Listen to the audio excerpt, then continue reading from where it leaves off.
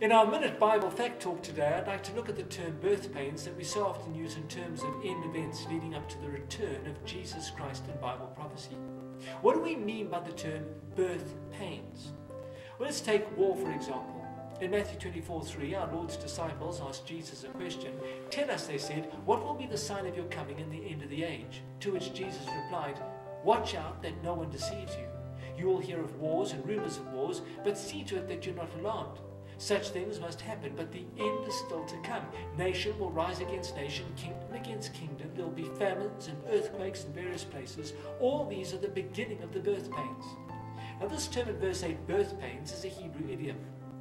One of the mistakes many people make in terms of Bible prophecy, for example, is that they reject the things like World War I and its subsequent catastrophes as a fulfillment of the sign Jesus spoke of in Matthew 24:3 concerning timing.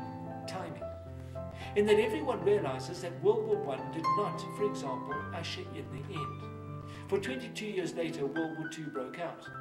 The point is, Jesus did not say that the first sign, such as World War I, would usher in the end. But he said, Matthew 24 verse 8, all these, the four parts of one sign, are the beginning of the birth pains. That's the second Hebrew idiom that Jesus used, the beginning of birth pains.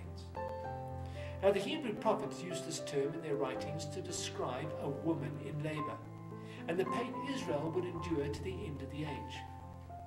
Now think of a child's birth for a moment. Her first pain does not mean that a woman's baby will be born immediately.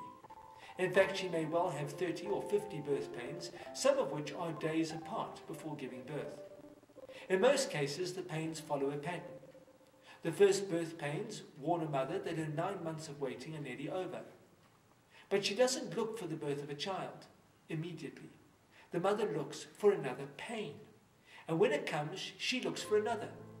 When at last they become more intense and regular, usually 3 minutes apart for a period of 10 minutes, she and her husband know the birth is near.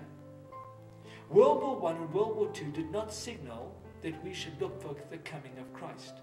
They signaled that we should look for more birth pains, more wars and events. And if we look at the events since those great wars, there have been many birth pains, famines, pestilences, earthquakes until today. The birth pains have become more intense.